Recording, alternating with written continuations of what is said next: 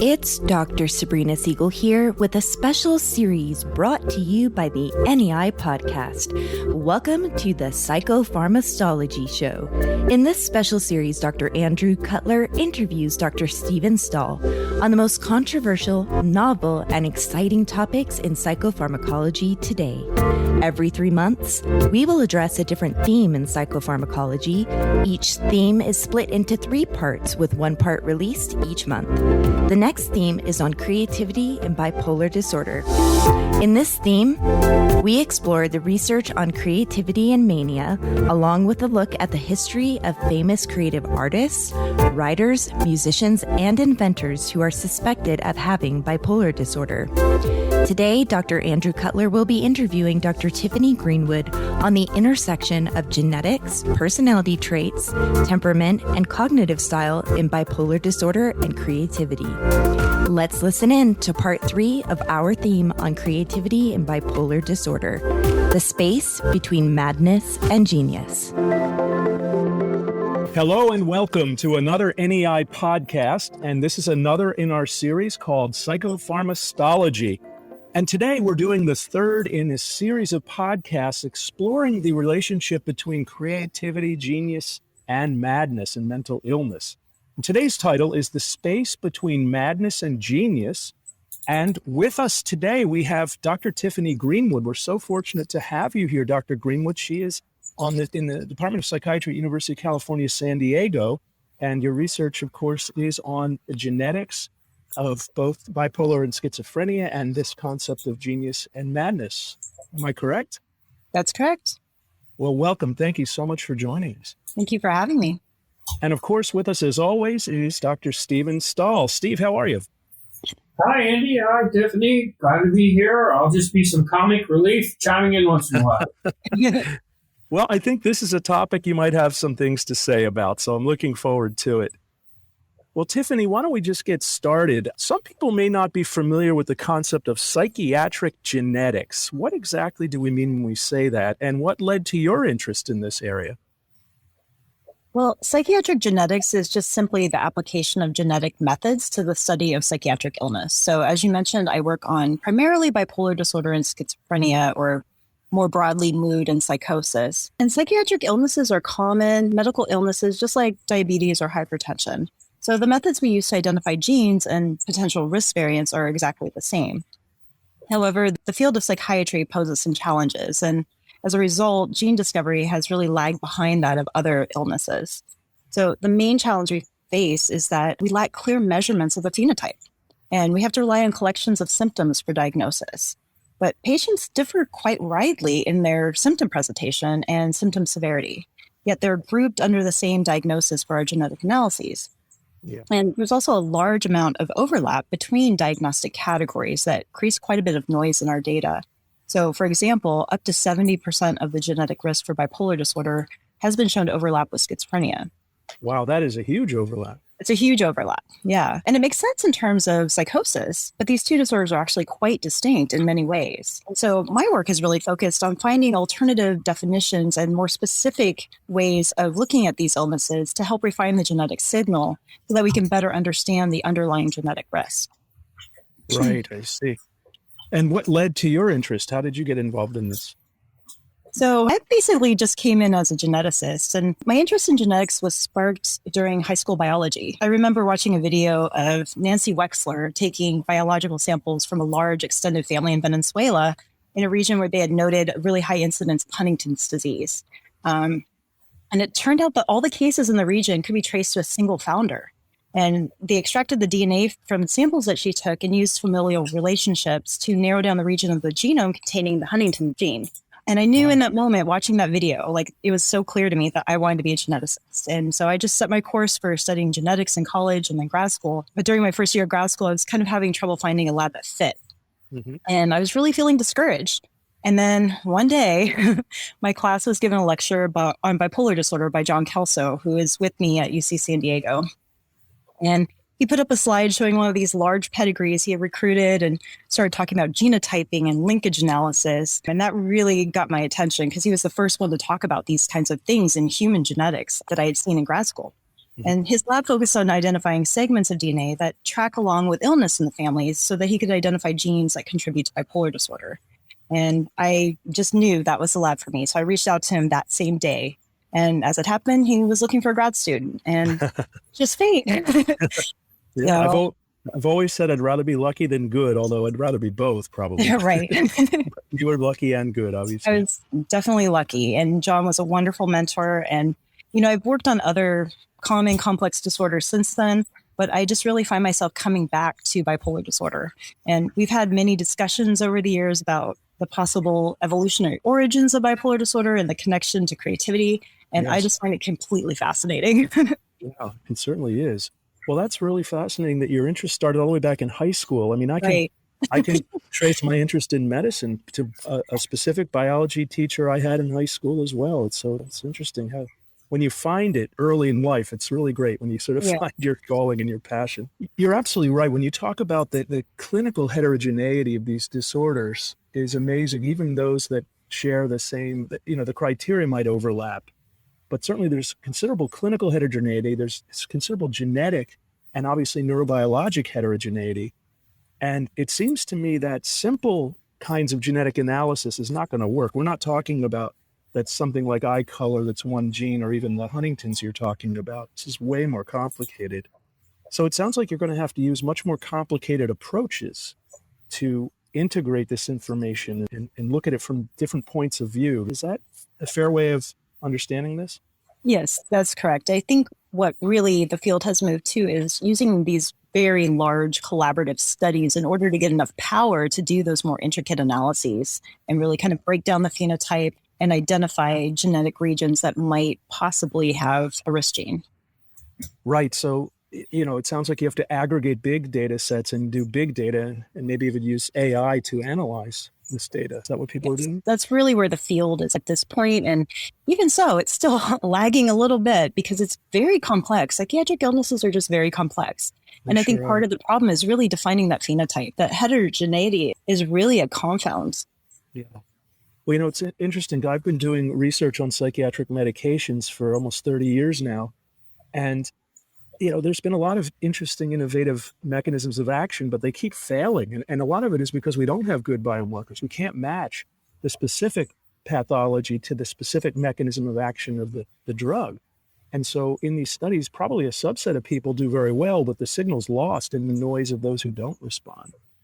Right. So it really would be great to have. And for 30 years now, I've been sending an extra tube of blood to the lab for genetic analysis. And it hasn't really panned out yet that we can do that. But I think what you're working on may get us closer. And obviously, if we could find these genetic biomarkers of targets, it would really help our advancement of treatments. Absolutely. But we do know that these things run in families. So, you guys are talking with a lot of technical words here, but basically, psychiatric illnesses do run in families. We just don't know the specific genes that drive that, right? That's right.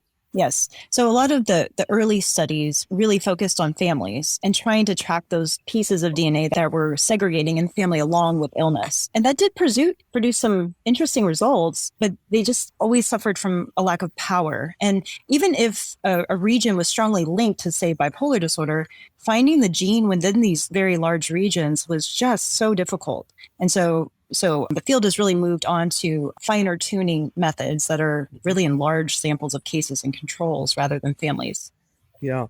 Well, it's interesting. Bipolar is highly genetic. Schizophrenia is less tightly genetic, isn't it? I think they're actually about the same. It depends on how you look at it. Okay. So I think there's a much stronger genetic component in terms of common variation that we observe through linkage or association methods in bipolar disorder. Mm-hmm. Schizophrenia is a little bit different because you not only have these familial cases, which are very clearly genetic, right, curable, right? Yeah. We also have these sporadic cases where someone just pops out with schizophrenia out of nowhere. They have no family history, and that's a different genetic mechanism that's really operating in those families. Yeah, that makes sense. And also, I've always been fascinated by the studies of the identical twins. Yes. Only 50% of the time do both twins have it, if you will. So it can't be 100%. No, it's definitely not 100% genetic. There's clearly a strong environmental component as well. Well, that is interesting. Now, you talked about large collaborative studies, and I know you've participated in two such large studies, the Bipolar Genome Study and the Consortium on the Genetics of Schizophrenia, or COGS study. Are you able to share some findings with us? Sure. So the Bipolar Genome Study was kind of formed in the early days of genome-wide association studies, and its purpose was to conduct genome-wide association studies of bipolar disorder using cases and controls. So it really was the shift from using families and trying to look at segregation in families to using these large samples and looking for allele frequency differences, and tried to use that method to identify regions of the genome that are associated with illness and likely contain risk genes. But those initial studies by the Bipolar Genome Study, they produced some interesting findings, but they were a little bit disappointing because it turned out that the sample was very limited in power, as really were all genome-wide association studies of psychiatry during that time. And so most studies at that time had on the order of about 1,000 cases and controls, each cases and controls. And at the time, that was a very large sample, but it was just found to be insufficient for psychiatric illnesses, even though it seemed to be starting to work for other common medical illnesses. And so researchers started combining their samples to increase the power. And then they started to find some stable genetic findings. So by 2009, the Psychiatric Genomics Consortium was formed to combine all available samples and conduct the largest possible genomic analyses in psychiatry. And so the data from the Bipolar Genome Study was integrated into the Psychiatric Genomics Consortium and continues to contribute to discoveries as part of that consortium. And we now have tens of thousands of bipolar individuals and 100,000 case unaffected controls in the sample. So the scale has dramatically increased. And really, we're starting to find some things that make sense in terms of biology. So that's exciting. What kinds of things are you talking about? Well, so one of the genes that was originally identified for bipolar disorder was a calcium-gated, voltage-gated calcium channel and some studies would find it, some would not. But as the samples started to be combined and grow, it really started to be a replicable finding. And so that was kind of exciting that there's this calcium channel biology that wasn't previously known, but it now seems to be an actual replicable aspect of bipolar biology. We've also found neurotransmitter receptors and synaptic components. So things that kind of make sense in terms of biology. But still, even so, in millions of genetic variants in tens of thousands of people, we still only have variants that collectively explain about 4% of the genetic liability to bipolar disorder. My goodness. And they each have very small effects on risk. So, you know, we know, like you mentioned, bipolar disorder is very heritable, probably around 70% heritable. So we really still have a ways to go. Right. And it's the same thing with schizophrenia as well. Well, it's fascinating because I remember studying calcium channel blockers potentially to treat bipolar disorder, and they never really panned out. So it's fascinating to hear that these calcium channels do have something to do with it. Maybe again, maybe it's certain patients. Right. Maybe certain patients, or maybe in combination with other genes that have other functions, and it's like a multi-hit model kind of thing. So, I mean, you know, these effects are small, individually small, but collectively large. No, that makes a lot of sense. And so this may also explain, Steve, why so many patients end up on more than one medication. Maybe we are treating more than one abnormality. Certainly seems to be so. What does this all have to do with creativity and genius? Well, we're getting to that. We're getting there. Yeah, it's also fascinating to me, this variability of these different things you're finding, these different genes. It seems like when we're talking about circuits and connections in the brain and networks, there's so many different things that can go wrong along that pathway, if you will, that can end up resulting in dysfunction of the circuit. So I'm not surprised, I guess, that there's different genes involved.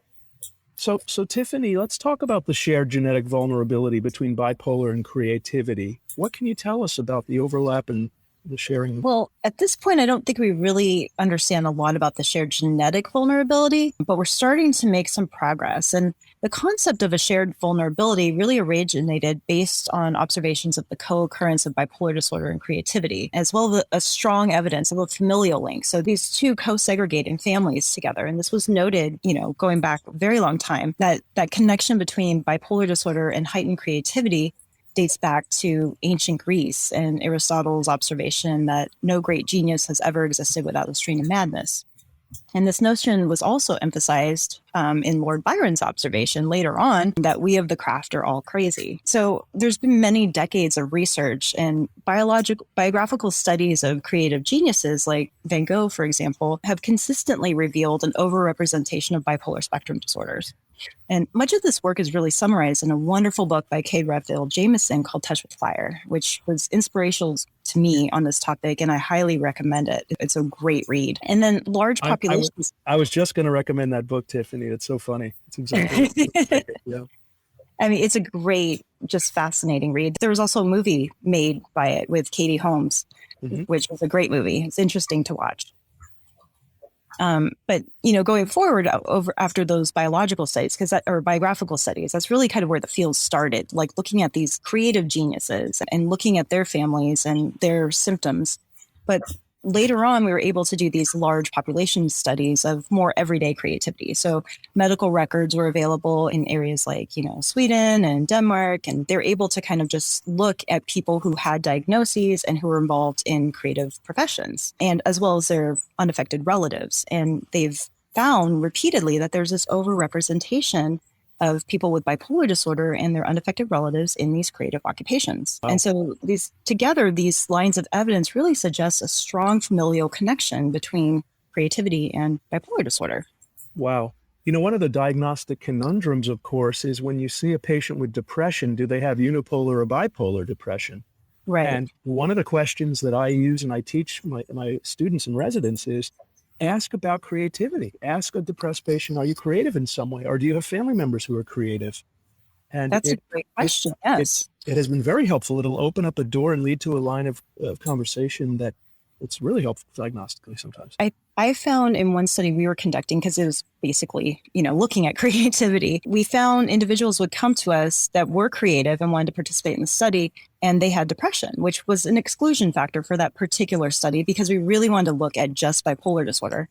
But then we would ask them, when are you depressed? Why are you depressed? Yes. And we would get these stories, not like just, oh, I don't know, I have these blue periods. It was like, oh, my family is crazy. Or, if you had my life, you would understand, Yes. And so these stories of like chaos and like these up and down moods. Wow. So it's telling. Yeah. You were really dealing with a bipolar patient, yeah. So we actually discovered a few people that had undiagnosed bipolar disorder in the course of the study. Absolutely. People with bipolar often go up to 10 years without being correctly diagnosed. They're usually diagnosed with unipolar depression. Right. And many of them had been on medication for exactly that, and it didn't work for them. It's the wrong medicine. It either doesn't work or it can actually hurt the brain. Right. So it's fascinating.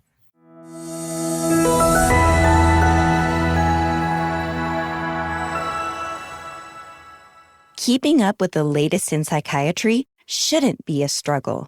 SynovianFieldMedical.com is a new website for clinicians where you can find a library of free, hand-selected resources, such as videos and infographics on important psychiatry topics. You can request an educational program for your practice or connect with Synovian medical professionals in your area. Synovian wants to help you get all of your psychiatry questions answered. Go to SynovianFieldMedical.com and explore what Synovian has to offer. Okay, let's shift gears a little bit. Let's talk about the affective temperament and hypomanic or manic traits. What do we know about that? So affective temperament is a reflection of milder, lifelong aspects of that bipolar symptomatology. And this concept was put forth by Hagopa Kiskell, and his aim was to better define the bipolar phenotype. For basically, that's how I get into this research. I mean, it's the same need to understand what bipolar disorder is to help with, diagnosis and treatment, right? Because bipolar disorder is such a broad phenotype that it's helpful to understand what you're really dealing with when you want to treat your patient. And Hagopa was a strong proponent of the connection between bipolar disorder and creativity. And he did several studies where he looked at various types of artists and noticed these bipolar traits, not necessarily increases in bipolar disorder, but these traits, and also family members with bipolar disorder among these artists and musicians. And so he really was a proponent of this connection between bipolar disorder and creativity and suggested that it was actually mediated by affective temperament. So we use a specific questionnaire to evaluate temperament. It's called the Temperament Evaluation of Memphis, Pisa, Paris, and San Diego Auto Questionnaire. So it's quite a mouthful, so we just call it TempSA, but it's been used all over the world to look at temperament and bipolar disorder. Not too many groups have actually applied it to unaffected individuals to study creativity. But those studies that have used this questionnaire have really shown that there's these affective temperaments in creative individuals. So the temperaments predict risk for bipolar disorder, and they can distinguish bipolar individuals from their unaffected relatives and from unaffected controls, unrelated controls. Well, that is fascinating. Yeah, it's really interesting, and it helps to kind of parse out the bipolar phenotype. And when we're talking about creativity, there's a few temperaments. So there's 5 temperaments in total, but there's a few that are really more directly related to creativity. So the hyperthymic temperament reflects this upbeat and cheerful mood, and it's elevated specifically in creative individuals. A dysthymic temperament reflects a low mood and energy, and we don't really find a lot of evidence of that to be associated with creativity, although it is prominent in bipolar disorder. Then there's the cyclothymic temperament, which reflects a changeable mood and emotional intensity. And that's really the key bipolar phenotype, right? It's this up and down changing of the moods. And it's very strongly related to creativity. And the irritable temperament, which is what it sounds like. It's kind of this critical, dissatisfied temperament, which you expect in bipolar disorder because of all the mood changes. And it really goes along with the cyclothymic temperament as well. It's surprisingly quite interesting in creativity as well. So apparently a lot of creative individuals are a little bit irritable. And the anxious temperament is the last one, which isn't really related to creativity much, but just, that worrying phenotype. Yeah. Well, that's fascinating. I would not have expected the irritable. Right. The more elevated types and the cyclothymic types make sense. That's fascinating. Right. Yeah, it's interesting. I mean, I'm not sure that it really contributes to the creative process. Maybe it's a byproduct of being highly creative and a little bit different and thinking differently. Maybe it makes you a little bit, critical of others or dissatisfied with where you are in life. I'm not sure, but yeah, it's interesting. Can I ask a question? Please. Having talked to Dr. Akisko, during his life, of course, and his passion for this, the question is, do you want to be bipolar to be creative, or do you want to be the brother of a bipolar to be creative? I think the sibling of a bipolar individual is probably better. Yeah. Yeah. Because you have the milder presentation of the traits that really foster that creativity. Yeah, so there's some ability to have your cake and eat it too, if you're lucky that, too much bipolar trait would be disruptive, of course. We've seen very sick people with that, but a milder phenotype, if you will, description of the illness, or none at all, and just being in a family with other bipolars might be. Right.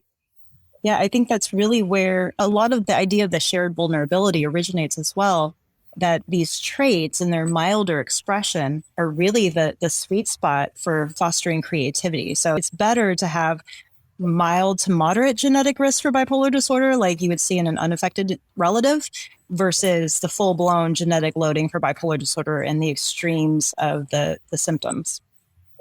Yeah, so you want to be cyclothymic. Yes, mildly cyclothymic. Yes.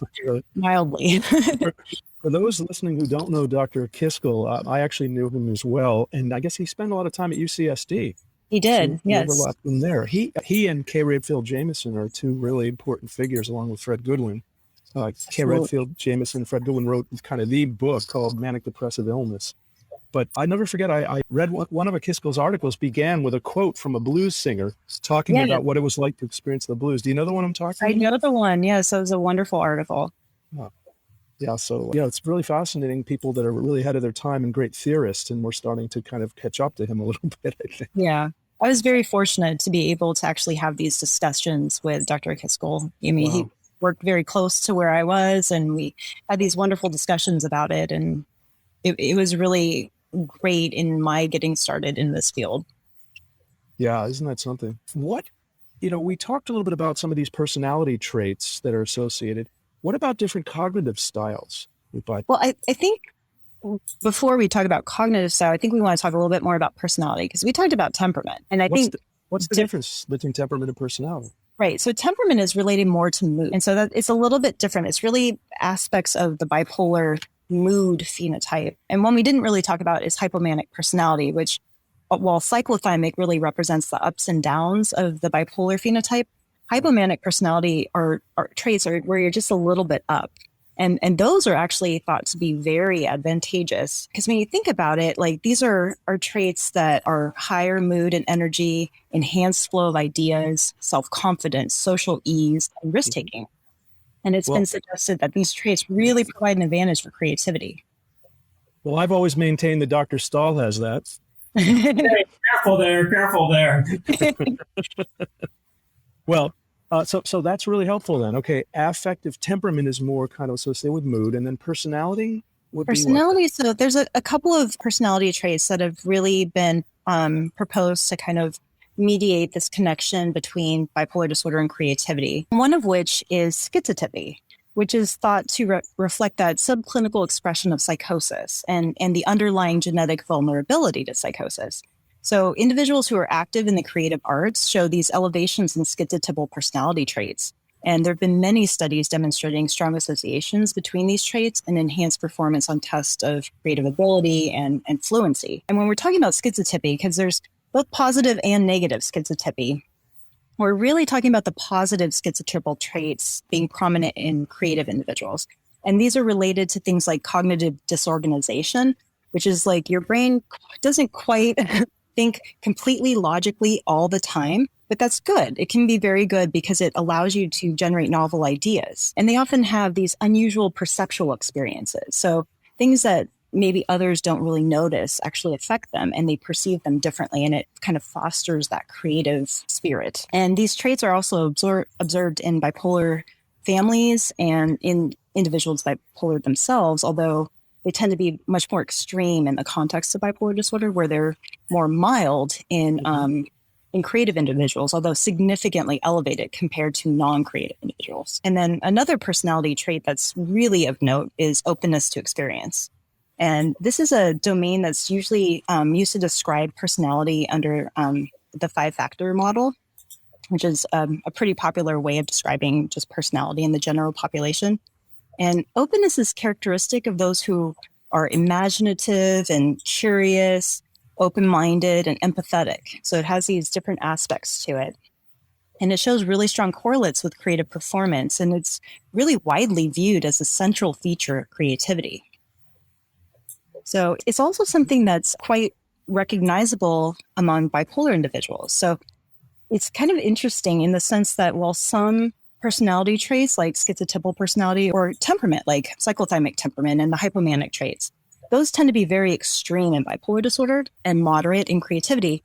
Openness is an exception. It tends to be about the same in creative individuals and bipolar individuals. And people who score high on openness also have differences in cognitive style. They tend to be motivated to seek out new experiences, and they have a fluid and over-inclusive style of consciousness. And this allows them to make these novel associations between remotely connected ideas that facilitates originality.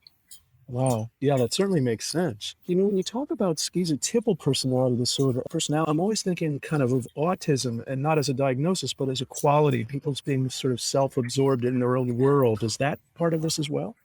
I think that's more on the negative side of schizotypy. The positive side is more like when you think of more of like psychosis with the hallucinations and delusions. Obviously, it's not that extreme, but kind of having this like rich imagination and these alternate perceptions of their environment.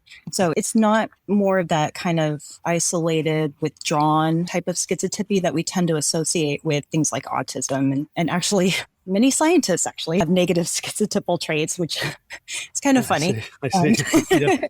Yeah. So there are some that are less creative than others in science, I guess. I think so. And I think the negative schizotypy really kind of goes along with some sciences and math in particular, whereas you see the positive schizotypy in terms of art and music and that kind of thing. Not that they can't overlap, but, you know, pretty much. Well, what about treatment? One of the things I always get from patients that feel that they're creative or actually are creative is the worry that they'll go away if they treat even their small level of baseline. Clearly, if they're off the wall in terms of mood instability. That's one thing. But they want to come off their meds, or they don't want to be treated if they aren't really very disordered. Is there any evidence that if you treat the bipolar pathology that you'll actually get rid of creativity like people fear? Yeah, I think that's a really important question, because it is a concern of many people who have bipolar disorder and feel that they're creative. I think the evidence, though, is really in the favor of treatment. So the studies I've seen, and I know Kate Jamison really talks about this a lot in her books, that when you treat the disorder, you might temporarily lose some creativity, but it will come back over time, because if you're really unstable in terms of mood, you might have these bouts of intense creativity, but then you go into a depressive period and you're inactive and you're not able to really function in a creative capacity. And so by stabilizing the mood, if someone's truly creative, it basically gives you that advantage of the creativity, but in like a more constant manner. And so the productivity is higher. And so they may not feel quite as creative, but their productivity is actually much, much better when they're stabilized. But it's hard. I mean, I know a lot of patients try to kind of regulate their meds and decrease their dosage to kind of get a little bit of that mood fluctuation. But it's really dangerous because, it's a slippery slope between a little bit of fluctuation and full-blown episodes that can sometimes result in suicide. Right. Yeah, I tell my patients that too. Yeah, you can't have 20% of your mania all the time, stable every day. So right. It's nice when it exists in a sort of a hypomanic state, but stability, at least to keep the terrible highs and lows, is the way to go.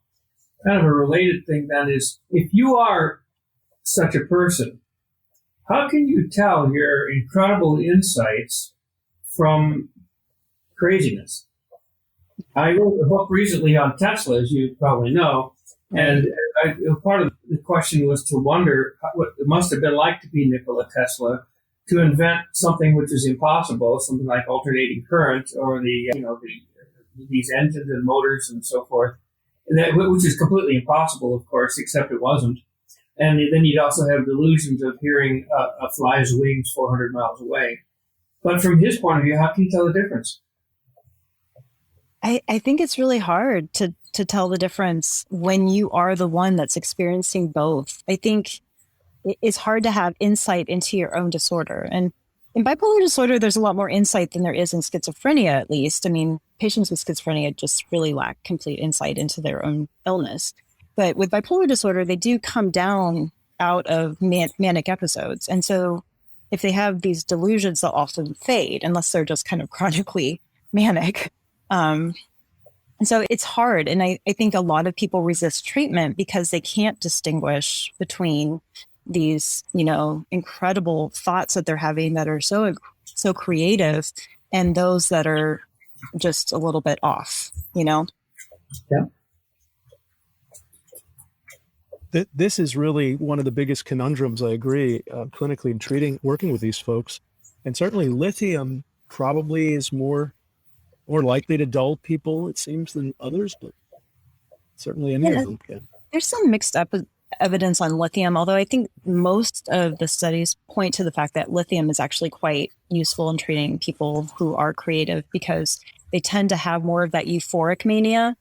It tends to go along with the creativity, and that's really the type of presentation of bipolar disorder that's ideal for lithium. That's right, and so, I know Kate Jamison talks a lot about her own experience being, a creative individual and bipolar, and lithium was a lifesaver for her. Yes. And she still is, world-renowned author and incredibly great writer, and she's stable. So, it is possible. And actually, quite a few people that participate in our study, it's the same story. They were completely out of control, and they got on lithium, and they stay on it. Some of them think they don't really need it anymore, right. But they stay on it because a part of them knows that stability in their life is what's allowing them to have these careers as successful artists. Well, one of the things that I've seen is kind of a little bit of a wrinkle in what you were just talking about, at least in my patients that have been celebrities or, very off-the-wall, creative, amazing people, is that really what happens is that they have their manias and hypomanias earlier in life, and then they may live decades with bipolar depression, particularly if they don't treat it. And so, the issue of regaining that or extending the creative period of output of your life changes perhaps over time. It's not always that you get your manias earlier, your depressions later, but that certainly does seem to be a pattern in many of my patients. Yeah, I agree. And the depressions are really disabling a lot of times. Yes. And they're not very productive for creative endeavors. Right. Okay, so we've talked now about temperament and personality. How about cognitive styles or cognition? So in terms of cognition, I think one of the overriding feature is conceptual over-inclusiveness. So this is a concept where multiple ideas are generated and associations are made between kind of remotely connected ideas. So in mania, the typical symptoms include increased word production and loose associations. Exactly. And so perhaps it's not surprising that acutely manic bipolar individuals have been shown to exhibit this over-inclusiveness, and it's very similar to what they observe in creative writers. The quality of that over-inclusiveness differs. So while writers tend to show more richness in their associations, mania tends to produce more bizarre or idiosyncratic associations. And this over-inclusiveness actually goes along with divergent thinking, which is another correlate of actually openness. Both of these are correlated with that openness. It kind of leads into a different cognitive style, and they're characteristic of creative individuals. And divergent thinking is that outside of the box creative thinking ability that involves fluency of ideas and creative problem solving and originality. And even bipolar individuals show elevations in divergent thinking, and particularly in terms of originality. Well, that's fascinating. I'm also thinking about when people are manic, one of the criteria is distractibility is a form of disconnecting the associations. But sometimes they make really interesting connections. Right. It's fascinating. That's really incredible. So there are these kinds of things that we can look for as clinicians with respect to temperament, personality style, and cognitive techniques that may also help us diagnostically. Yes, I think so. And I think, as a clinician, I think trying to identify those bipolar individuals who actually feel creative and exhibit these qualities of creativity, I think it might help point you in a different direction for treatment. And I think that's absolutely really hard. Oh, I Maybe absolutely agree. Treated the same way as other people that don't have these creative abilities. Well, it sounds like you've elucidated a couple of qualities that are more in the creative realm and less, so that may point you in different directions for treatment, for instance. I'm thinking of the more anxious type. Right. So the more dysthymic type, but that's a different animal. I mean, clearly not everyone with bipolar disorder is creative. It's a smaller portion. And a lot of them actually think they're creative or feel creative, but the ones that are truly demonstrably creative are a relatively small portion of those with bipolar disorder. A lot have these cognitive deficits and other issues, like you said, anxiety, comorbid features. It's not a clear-cut connection with creativity. Yeah, well, that certainly makes sense. I'm thinking of Tesla, Steve. Yeah. Clearly exhibiting a lot of what we're talking about. And it clearly is outside of the norm. Way out. He's an outlier. Okay. What do we know about some of the molecular pathways and genetic links that are associated with bipolar and creativity and psychosis? I don't think we know a whole lot yet, but I do think there's really strong evidence that suggests that there's a role for the dopaminergic system in bipolar disorder, psychosis, and creativity. I think it really forms quite a link between the three. In mania and psychosis, they both reflect partially a hyperdopaminergic state where there's this excess of available dopamine in the brain. So the acute effects of dopamine stimulant drugs, things like amphetamine and cocaine, closely resemble mania, but when these drugs are taken chronically, the effects more closely resemble psychosis. So there's kind of this gradient of effect in terms of how the brain is dealing with that dopamine influx. Yeah. And excessive dopamine in the prefrontal cortex has also been reported to decrease inhibition to stimuli in the surrounding environment. And this process is known as cognitive disinhibition. And it's a characteristic of both creativity and psychosis, which is very interesting. The difference is that in psychosis, the stimulus filter in the brain is completely fragmented. So it allows these irrelevant stimuli to filter all the way into consciousness and be misinterpreted as, what we think of as hallucinations and delusions. That's the psychosis. In unaffected individuals, it's thought that a leaky but not quite fragmented stimulus filter might actually promote creativity. I see. Wow, that is fascinating. Yeah, I'm always fascinated by the how much of psychiatric illness is undergirded by dopamine dysregulation. Important that is. Steve? Well, who knows? I guess, this issue about dopamine is interesting, and it's a good thing until you have too much of it. And then, right. The same thing with mania. We'd all like to have a touch of mania, we think. But, the issue is this idea of insight, or of, I guess, the idea of being able to tell reality. What's reality testing to a genius? What's reality testing to someone who's had an original thought that's never been had on Earth before? What's reality if you actually think you can fly? And, but you do that by jumping off a building, which is, delusional. So that's the problem, and we need to preserve these people and let them have their, if you will, crazy ideas. But, what's insight and reality testing to someone who's a genius? Right. I'm also thinking that bipolar is not necessarily binary. It's not that you're all manic or all depressed. As Steve talked about many times, you can have both mania and depression in the same brain at the same time. Right. So that's also fascinating, these mixed states. And I'm wondering now, listening to you talking about the irritability and hyperthymians, I'm wondering if people, when they're in mixed states, can be especially creative. I don't know if it's been studied, but the issue here is that in some ways your mania and your euphoria or irritability is state dependent, mood dependent. But your creativity and your intelligence is not. Maybe your energy to manifest it. So in some ways, that's what Tiffany said at the beginning. It stabilizes people's mood. It allows their creativity to come out, because it doesn't go away when you're not manic. It just maybe isn't pushed as fast. But you want to be able to expose this tremendous creativity and genius in the situation where it's best exposed. And that's going to be when you're not clouded with bad mood. Yeah. Speaking about dopamine, apparently there are some issues with variants of the dopamine 2 receptor, the D2 receptor. What do we know about that?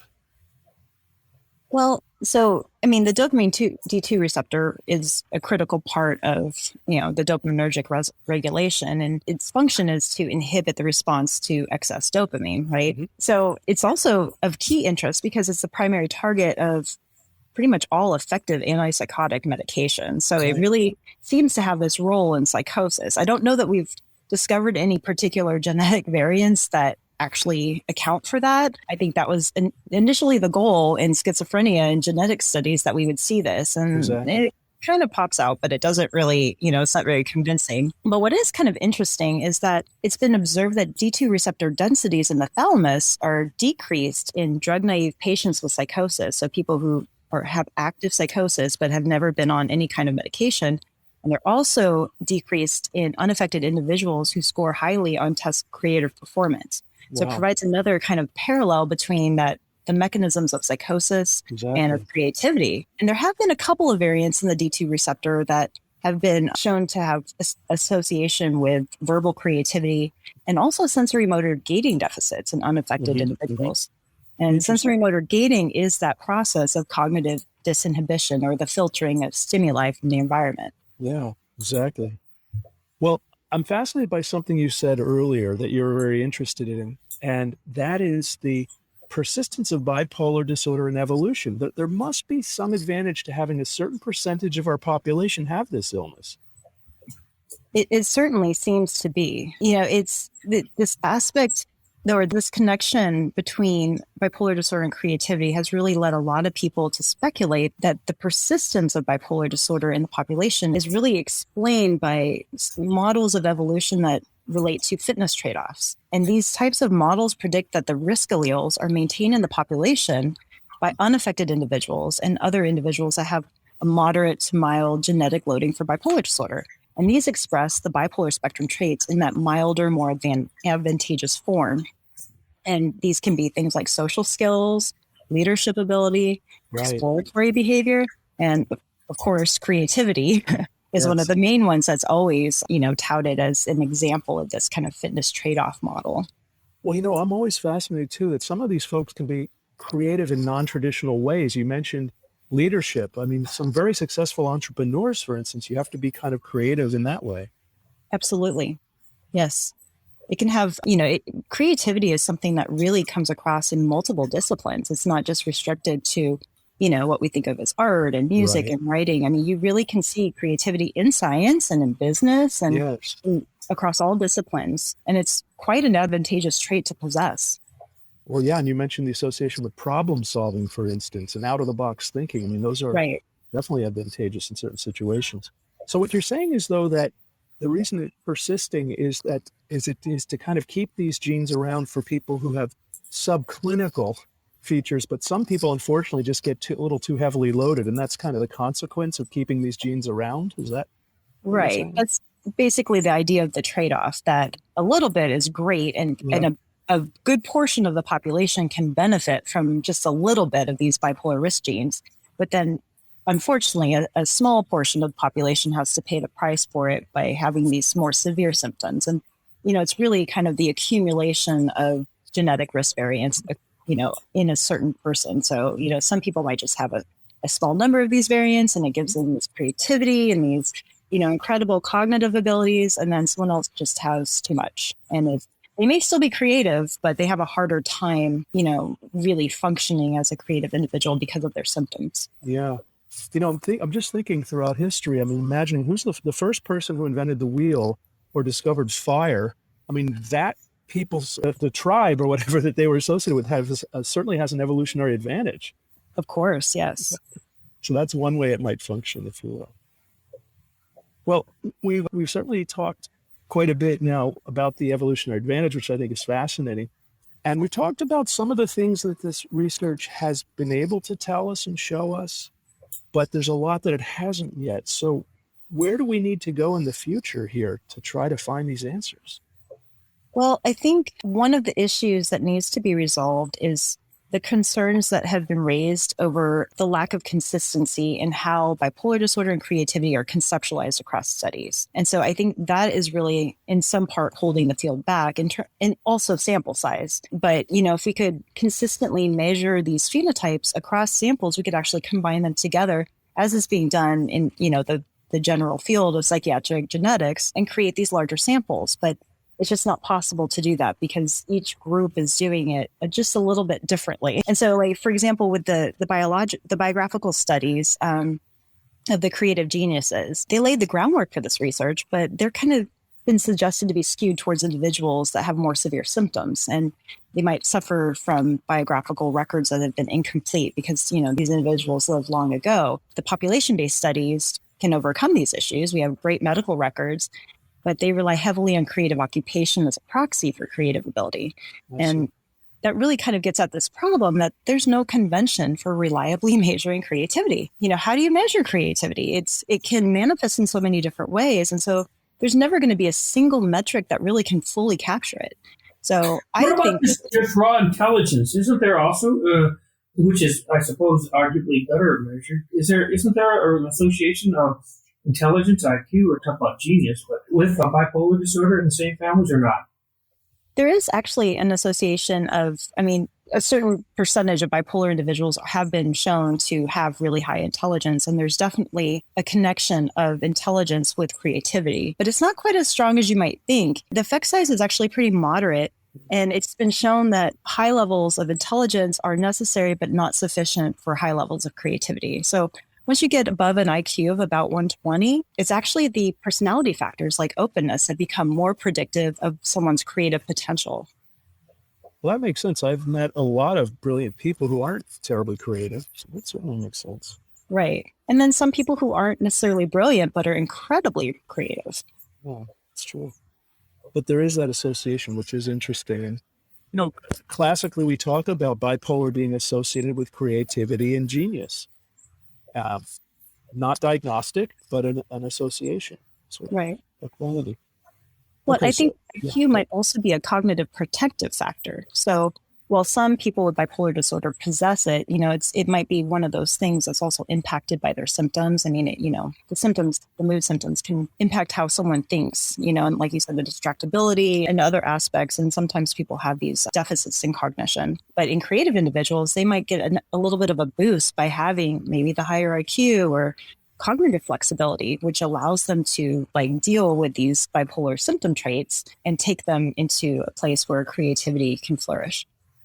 Wow, yeah, that's so interesting. And you also mentioned the association with suicide, which I'm fascinated by too. And I almost wonder if sometimes people who are exceptionally creative or intelligent have trouble fitting in and just have a sense of just what's my place and a sense of otherness, or as I've heard patients describe, a sense of being out of control, loss of control of things. And those, I think, lead to suicidality, perhaps. Yeah, I'm sure it's very difficult for people who are intensely creative to really fit in with the world because they are different, and it's a wonderful thing. Their minds are beautiful, but I'm sure that's very difficult, in terms of making relationships and just in the way they look at the world. It probably is very frustrating. Yeah, I can imagine.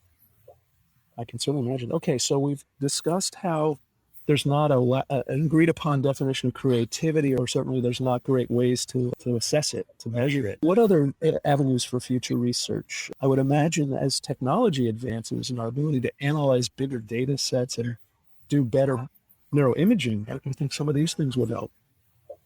Yeah, I think that is definitely the way of the future. I think part of the other problem is that we need to change how we conceptualize bipolar disorder as well. And that's definitely been a big movement in my research, that we can't just call it bipolar disorder and throw all these people in there that have all these different symptoms. I think maybe if we could start to review it rather than just a state of illness, but as a dimensional trait that really is existing at the extreme of these normal population variations in temperament, personality, and cognition. I think that can provide us with an alternative view that in a quantitative sense, which will provide a lot more power in genetic analyses. And I think it by looking at it and parceling it out in this way, I think we might be able to get some insight into the biology that underlies bipolar disorder, which has been really hard by combining everyone together. I think the problem, though, is to get these measurements that are more refined, you really have to work a lot harder. So it limits the sample size that you can collect. And of course, these new modern genetic methods really require these really large sample sizes. So there's this kind of tension between wanting to have really good phenotype data so we can delve into the issue and needing to have these large sample sizes that we can use for power in a study. Yeah, that sure makes sense. I mean, I know you're singing Steve's tune and my tune, that it's so limiting to just have bipolar 1 and bipolar 2, for instance. I know Steve has said there could be bipolar 99. I mean, there really are so many different phenotypes here. Who are talking? Well, even within bipolar 1, people manifest that very differently. Some people just have mania. I mean, that's all that's really required. Others cycle back and forth between mania and depression, and some cycle very rapidly. I mean, some people just have a couple episodes their entire life. Others constantly are in an episode. So there's just this huge amount of variation.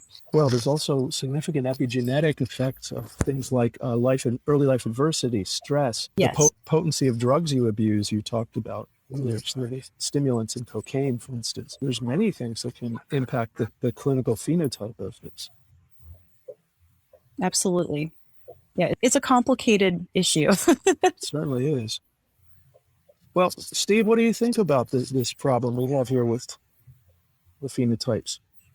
Well, I think it's difficult to pathologize human nature at a certain level. And that's part of what we're on. Is this a normal, fascinating part of being human? And looking at it that way tends to destigmify it and so forth.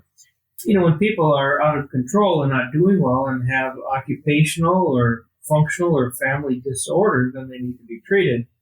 But this is a very fascinating aspect or dimension to normal human existence. And I think that what we want to do is try to learn to understand it, but also to use it to make people, don't feel they can't pursue treatment and that there's any stigma to it, because it's just part of being part of our world is this, and some of the most interesting, productive people have at least some of this illness.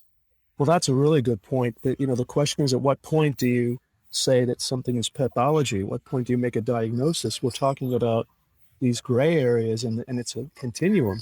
And in some ways, we're trying to digitalize an analog process, Right. Well, Tiffany's done a great job trying to quantitate this somewhat vague area that's, is being, I guess, harnessed by her and trying to create the definitions for these various terms and uncovering, the genes that may actually be controlling this and manifesting it. And even, Tiffany, I guess you could say that even schizophrenia and bipolar can exist in some of the families. I understand, for example, Einstein had a son with diagnosis of schizophrenia. And, you look at these very famous families, there is both normal people and people that are highly productive and some who are ill.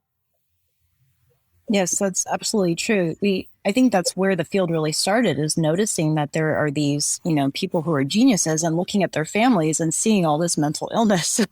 Yeah. Not just in the people themselves that were geniuses, but in their family members. And that's been a consistent theme throughout history. And I think that's why this topic really has garnered so much interest in it, because there's something here.